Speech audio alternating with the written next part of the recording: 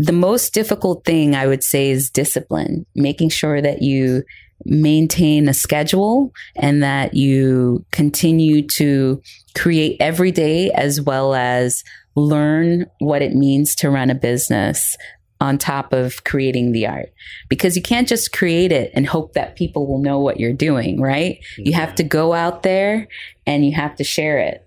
As an introverted person, believe it or not, I am very comfortable with being in my own space.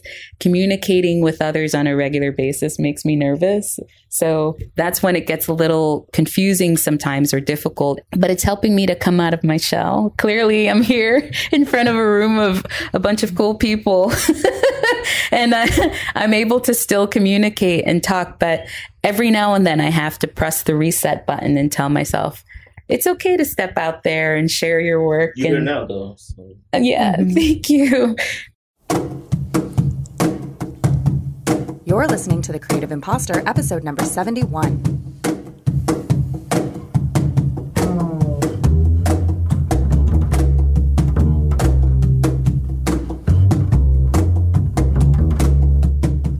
Welcome to The Creative Imposter. I'm Andrea Klunder, and on our last episode, I promised you a solo about how losing my iPhone made me feel like an imposter, and that is still coming. We'll get to it, I promise. But this week, I just had to take a moment to feature some of the amazing students that I have had the privilege of working with in the Power Your Story podcast mentoring program that I facilitate through After School Matters and Ray Graham Training Center High School. I've mentioned this program before, but I don't think I've fully expressed to you how amazing these students are and what kind of work they're doing. So I'm taking an opportunity to share that with you directly on this episode. Before I do that, I also just want to mention that if you are a podcaster and you are going to Podcast Movement in Philadelphia this summer, I would love to see you on Wednesday morning at 11 a.m. for my talk, which is about this program. It is called Power Your Story, High School, Autism, Diverse Learning, and Podcast Mentorship. So if any of those things are remotely interesting to you and you will be at the conference, I will see you there Wednesday morning, July 25th, 11 a.m., Philadelphia, Podcast Movement. Okay, let me set this up for you. I've got 2 excerpts in this episode from Power Your Story. And if you love what you hear, I highly, highly, highly encourage you to go check out the full season at poweryourstorypodcast.com. And of course, wherever you're listening to this podcast, that one is too. We have a few episodes already posted, and week by week, we are releasing more and more and more from season 3. And I'm actually about to go into production on season 4, which is incredible. So what you're going to hear right now are excerpts from 2 interviews the students did. Season 3's theme was Stand Up for What You Believe, and it was all about social impact and making a difference. One of the ways that they came up with to address this topic is to talk with artists and creatives who are using their art and the work that they do to make a positive impact on the world around them. This first excerpt is from an interview with musician, singer, and trumpet player Sam Trump, whose new album, Purple Skies, is a huge hit with my students. This interview is conducted by Mark Avery Dickens and Nate Taylor. The second excerpt that you're going to hear is an interview with Chicago-based artists Sam Kirk and Jenny Q. I found out about Sam and Jenny's work, which they sometimes do together and sometimes do independently, through Edwin Ruiz, who got to collaborate with them on a public art project in the Humboldt Park neighborhood of Chicago, the title of which I cannot say because it is in Spanish and I screw it up every single time. But I'm going to link to the documentary that he filmed about this art project, in which you can learn more about Sam's work and Jenny's work. You'll get to meet both of them in that video. This interview, though, was conducted by our student producers, Alfred Appleberry and Justice Phillips.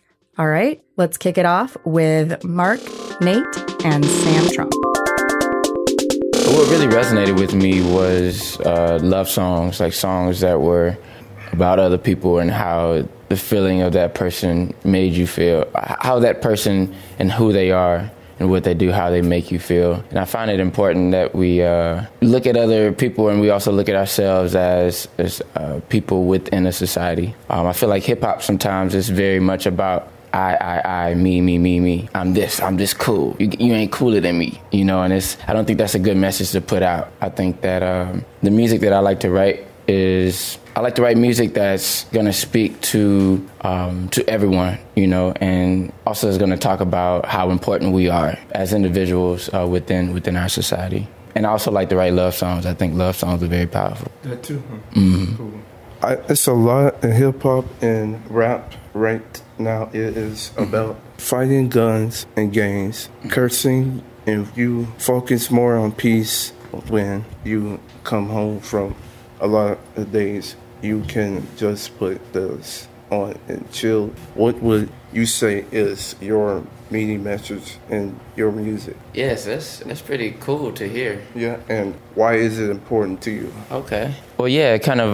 That's a good follow-up question. I wanna make music that does, you know, bring peace to people. I think peace is very important for all of us, and we have to do what we can to protect our peace and to hold on to peace. You know, and that is the opposite of violence and all you know, the stuff that you mentioned with the guns and cursing. Like, for whatever reason, that's become like a mainstream thing with hip hop music, and it's just something that I don't agree with. I don't think you should glorify it or, you know, make it a cool thing to kill other people or to destruct your community by selling drugs within that community and just fighting and violence, you know. So for my music, I like to just write music that just speaks on positive things, brings positive light to things. I want to write beautiful songs. I want to write songs that people can say things like this, like that. That means a whole lot when someone says that they can just put that on after a long day and just chill, and it'll kind of, you know, bring peace to them. And I think that's what I'm here for. Where did you grow up and when did you move to Chicago? I grew up in Houston, Texas, and I moved to Chicago in 2009 when I was 22. I moved here to go to school, to go to college at Columbia College, downtown Chicago. Was playing music your dream where you was a little kid? Yeah, so I think, you know, when I was a little kid, I didn't think of playing the trumpet as a profession. I didn't think of the trumpet that way. When I was a little kid, I played the trumpet as a hobby. It was something that I loved to do. It was something that I took a lot of responsibility in as well, because I was in some great programs and they were competitive programs. So if I didn't practice, I would lose my seat, right? And so we used to compete. Like, we would all practice our parts, and then we'll come to class and we'll all play our parts individually for a playing test. And if you got first chair, then you were the best player. If you got second chair, you're the second best, you know, third and fourth, right? And so I always wanted to be first chair. And so I always made sure I practiced and worked on my music and got better and better so I could stay first chair. I wasn't always first chair. And when I lost first chair, I practiced even harder. So that was as a kid, that was my life with the trumpet. I didn't think of the trumpet being a profession. I just thought of it for right now. I just want to be the best I can be. What is your dream now? What is my dream now? Yes. Man, I have many dreams. But I would say in general, my dream is to travel the world and to expand my reach, expand my audience, and to share my music with as many people as I can around the world. Who inspires you now? Who inspires me now? So many people. You're inspiring me right now. Every interaction, you know, I think there's inspiration that transpires in every interaction that we have as a people in general. And I have mentors. I have people that I talk with that are older than me, that I talk to and work through, you know, problems or issues, or maybe there's questions I have. And they all inspire me to just keep pushing and keep going.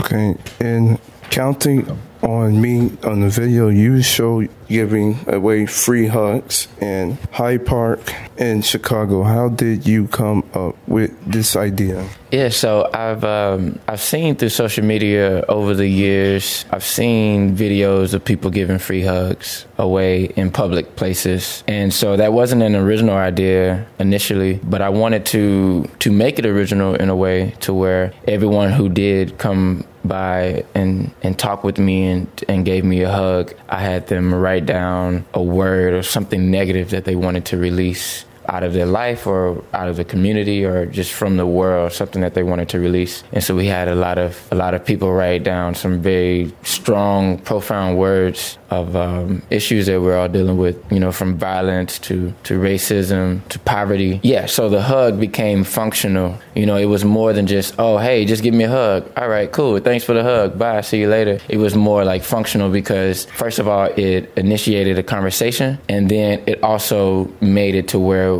when they wrote the word down, like they say they wrote down violence. I want to get rid of violence. So when they hug, they're hugging to release violence, right? So it makes the hug transformative. What was it like? Yeah. Oh yeah. I mean, for me, like it was very transformative because it was a very bold thing to just do, you know, just going out and being some random guy saying, hey, I want to give you a hug. Like hugging someone is a very personal thing, you know, so I got a lot of no's, you know, and I used to do sales. I used to do door-to-door sales. So I know what it's like to get a no, you know, so I just was very persistent and I kept smiling. You know, there's something very important about looking at someone and welcoming them in, but with a smile. You know, if you're smiling, it knocks down barriers, you know, for people, and it kind of just allows them to give it a chance. And so it was very amazing to see people open up. And then naturally, as people are, once you see other people coming, and once you see somebody over there, then other people will come, and more people came, you know, just from the interactions that they saw happening.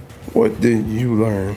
So I learned that just doing something like this was needed in that moment. Like for some of the people that I interacted with, they were stressed. They were going through some things, and this is just like a small highlight to their day that maybe have brought them from like a 4, like I was this morning, to an 8, you know, or from a 5 to a 10, you know.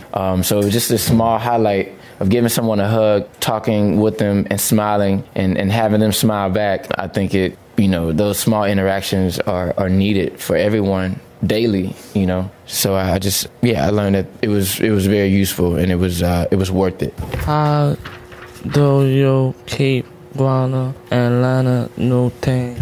Yeah, so I think growth comes from being uncomfortable.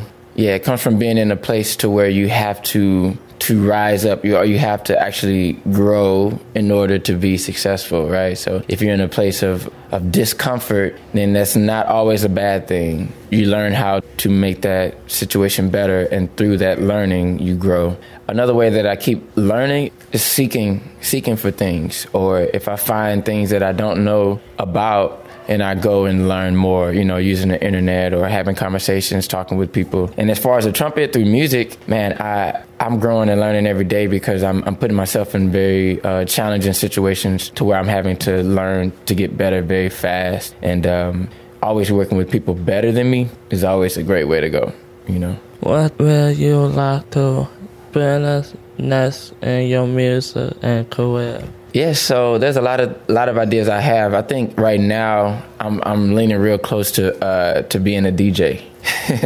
Yeah, I think I want to become a DJ and just have some fun mixing music and playing music that I like. Has there been a time you felt like kind of giving up? Are there times where I feel like giving up? No. Before I would ever give up, I would just change things, right? So like giving up is not an option. When there are issues or there's hard times or adversity, I either challenge myself to grow in that situation, or if it's a place where I don't want to be, I won't be there, you know, but I don't quit. I'm going to keep going. The fact that I never put down the trumpet since I picked it up at age 7, and it brought me to Chicago, and it's allowed me to tour all over the country and Canada. I've been to every state in the country because of my trumpet, you know. So like that's also a testament. Like if I ever quit it any time throughout my childhood or my young adult life, I would have missed out on this great opportunity. So yeah, quitting is not an option. I just keep going. The more you do anything, the better you get, right? And you're best at what you've been doing the most. What do you have for an upcoming artist? Advice for an upcoming artist would be to be yourself. If you want to be an artist, if you want to express yourself. Share your ideas and your own creativity with the world. Don't conform to trends. Don't conform your ideas into other people's ideas. Share your own ideas because your ideas matter and your ideas could inspire other people to share their own ideas. So a lot of artists, like say through music, you have a lot of artists, a lot of rappers who may follow trends, or singers who may follow trends, or sound like other people, you know? But if you're trying to follow a trend and sound like other people, who is going to sound like you? Nobody. So you're missing out, and everyone else is missing out on you, right? And so like the best thing I can say to any up and coming artist is to be yourself 100%, 100%. Don't change who you are because you're different, you're fresh, you're new, you're something that nobody's ever seen. So give it to them. Sam, is there anything else that you like to tell us? Yes, so I would just add on to what I was just saying as far as everyone being special in their own way. So everyone is special and has their own gifts that they're endowed with. And so it's very important for us to find out what makes us special. It's very important for us to find out and discover what makes us the most happy, right? So we find out what makes us most special, and we share that with the world, and we find out what makes us most happy, and we do that all the time. The reason why I play music and I play this trumpet and I sing and I create and I teach others is because that's what makes me the most happy. And so that's why I do it, and I live a very happy life doing it. And so I think with everyone, find what you like to do, challenge yourself through that medium, and live your best life. My name is Justus Phillips. And I'm Alfred and Justus. Thank you for having us. Yeah, thank you. We're happy to Sam be here. Kirk. And I'm Jenny Q. Where do you find passion in your work? I'll jump on that one. I find a lot of passion in my work through different communities. I think it's just a natural thing for me to want to explore different places and to travel, to different countries as well. So a lot of the things that I, grab inspiration from, yes, are people, but I need to travel to, kind of get that extra dose of something else. When I was in Chicago for a while, I felt like I explored this city a lot. So I moved to New York, and moving to New York, I went to other neighborhoods and I found that passion again in my work and was able to kind of reignite some things that kind of got a little bit dull. Yeah. I would say music, colors, and just the ability to communicate with other people without language getting in the way. I find that sometimes when I'm speaking, I would say something and there's so many ways to interpret a phrase or a saying. So sometimes art hits people directly in the heart and it connects with them immediately. And through dance as well, they can understand it without me opening my mouth. And I find that to be magical, absolutely magical, that people can understand how I'm feeling when I'm creating something without my having to say anything at all. I think that's magic. Have you ever felt like an outsider, and how does that come up in your art? Yes, I've absolutely felt like an outsider. I think to your question when you asked about my childhood, like growing up, I've always felt like an outsider. I've never been part of the majority because I'm so many different cultures. But then on top of that, I'm also queer. So I identify within the LGBTQ community.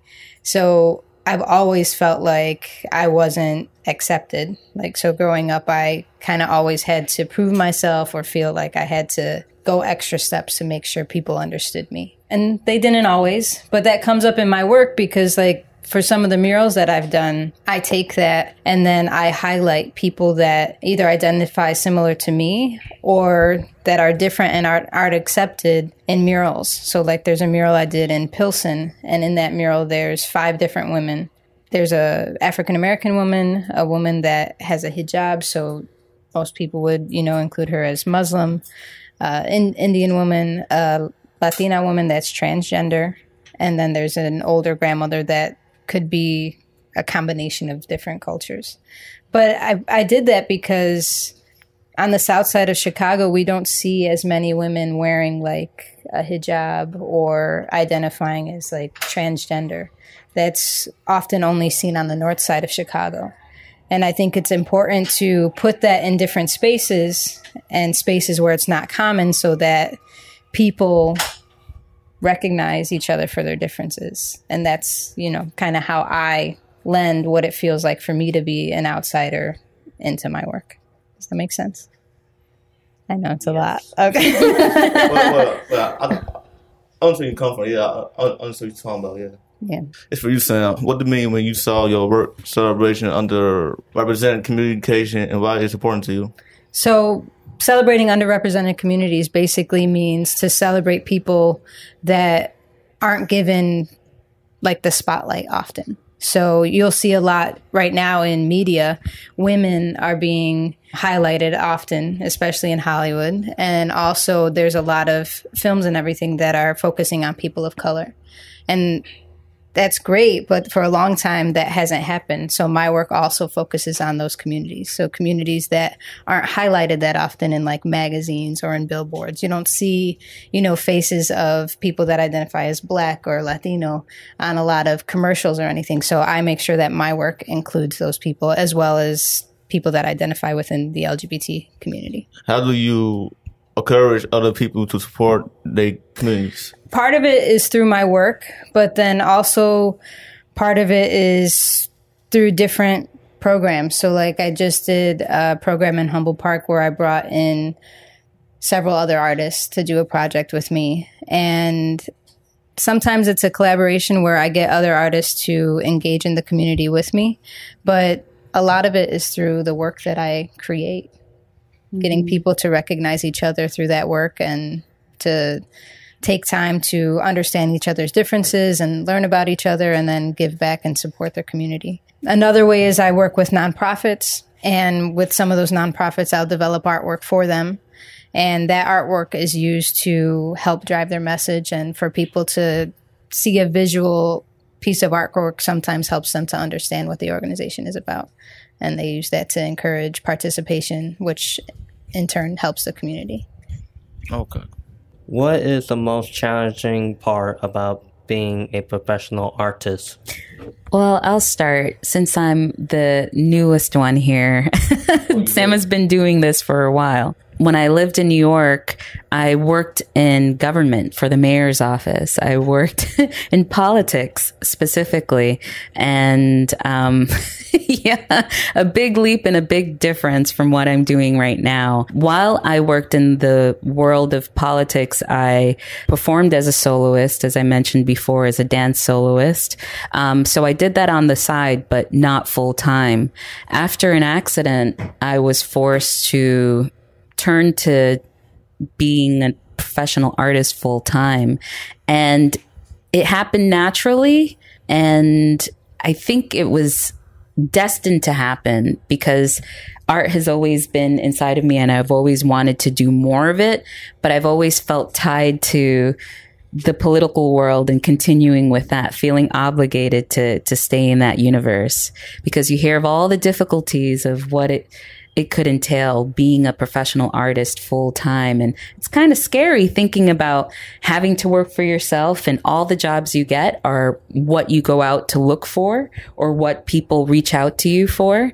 So I was a little intimidated, but ultimately the most difficult thing I would say is discipline, making sure that you maintain a schedule and that you continue to create every day as well as learn what it means to run a business on top of creating the art, because you can't just create it and hope that people will know what you're doing, right? You have to go out there and you have to share it.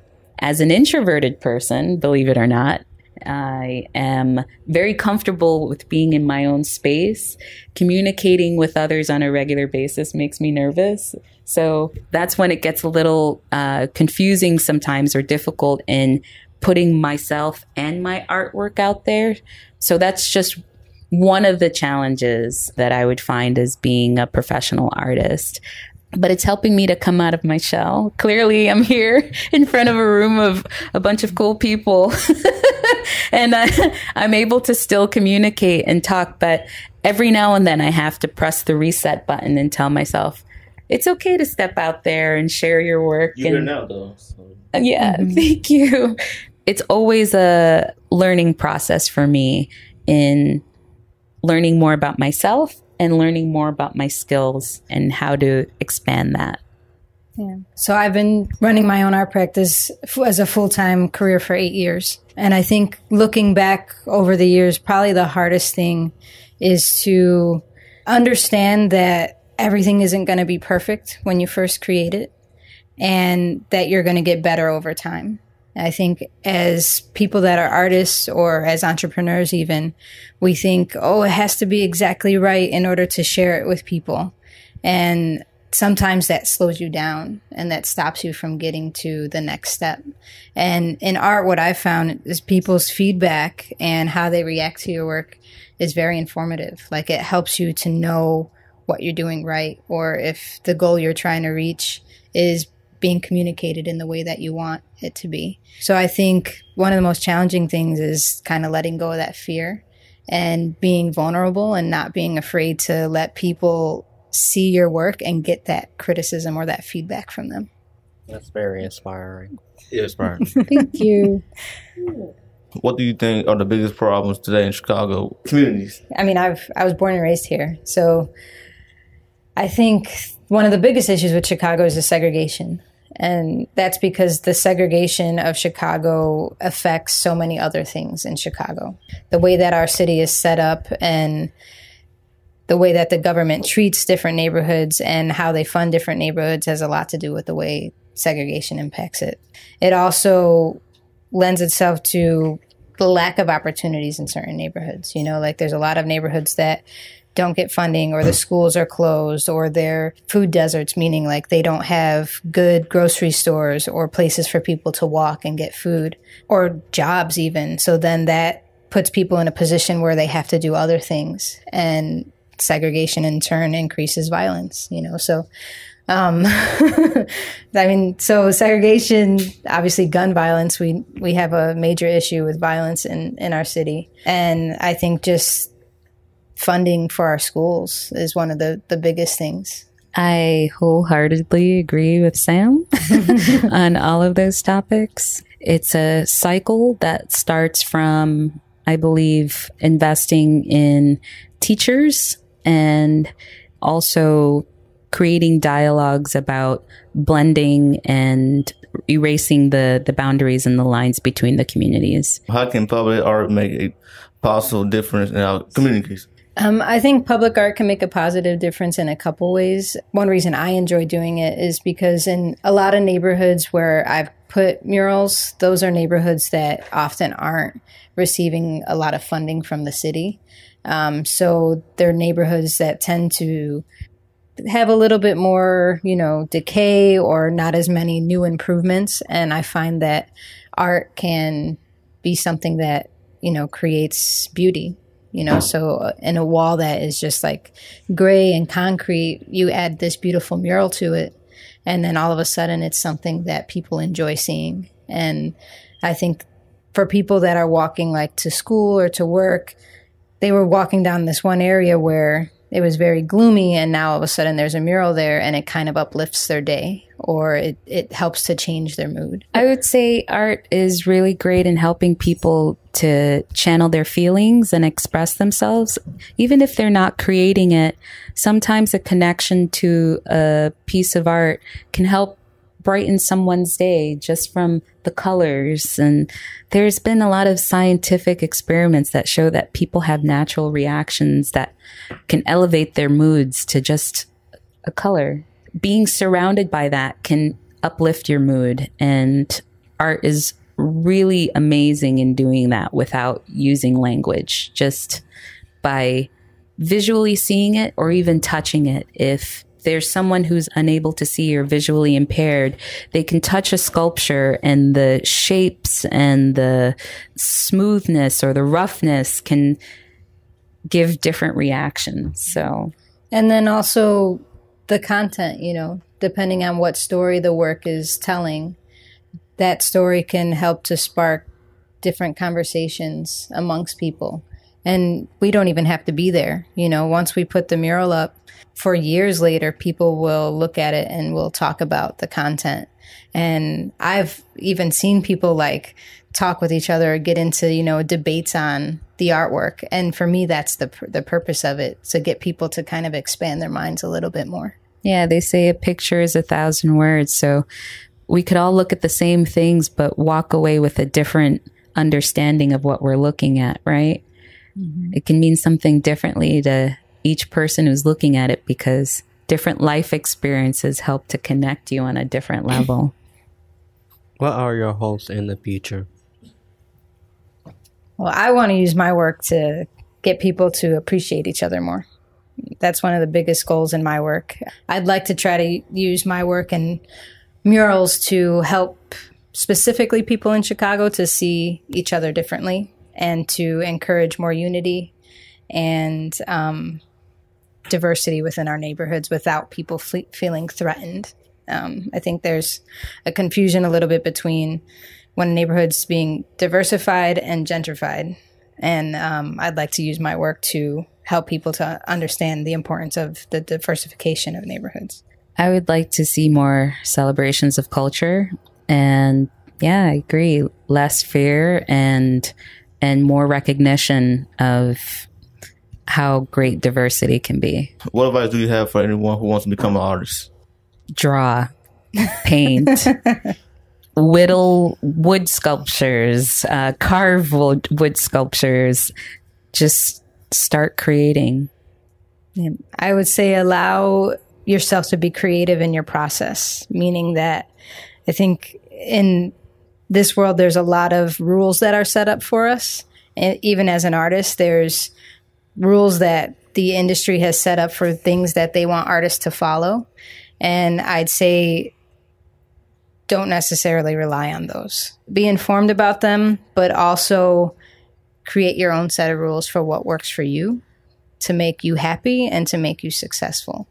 Because I can say as a professional artist, if I followed all the rules that are taught in the rule book for an art career, I would not be making a living as an artist. I've created my own set of rules, and I think that's really important to feel happy about what you do and to also create, you know, the experience and the career that you want as an artist. Did you love it? Are you impressed?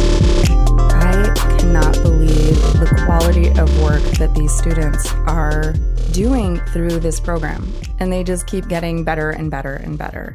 So I highly encourage you to check out the rest of these interviews. Those were just excerpts.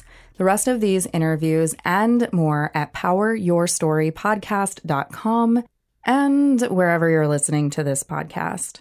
And you know what would be really super 100% amazing, awesome? If you could leave some feedback and positive words of encouragement for these students. They get such a kick out of knowing that people are actually listening to what they have to say. The best ways you could do that are to leave a review in Apple Podcasts, which I will then share with them, and or follow Power Your Story podcast on Facebook. Of course, I will link to all of these things in the show notes for this episode at thecreativeimposter.com/071 for episode 71, and leave some feedback for them in Facebook. So, Power Your Story podcast on Facebook. You can also follow Power Your Story podcast on Instagram, which is really fun because you'll see a bunch of the students' pictures, and or leave a review in Apple Podcasts. I would super appreciate it, and they would love it even more. I also want to take this time to leave a quick plug for another podcast called Conversations with a Wounded Healer by Sarah Bueno. Sarah was featured on The Creative Imposter many episodes ago and then launched her own show. And now I edit her show and I love it. And then she had me on her show as a guest. And this is my favorite podcast interview that I have ever given to date. It really looks at the origins of how I even got into podcasting, what it has to do with yoga and meditation, and the evolution of the creative imposter in terms of social impact and healing. And, well, of course, we also talk about imposter syndrome because, yeah. So please check out episode 18 of Conversations with a Wounded Healer with Sarah Bueno and me. This episode was mixed by Edwin Ruiz of Mondo Machine. Our theme music is by Jovia Armstrong, and the theme music for Power Your Story, which you heard with the excerpts, is by another one of our student producers, DJ Sparkz, aka Gennaro Jackson. I thank you so much for listening, and this week I am inviting you to consider how your creative work, your art, your unique gifts can make a difference in your life, your community, and the world around you.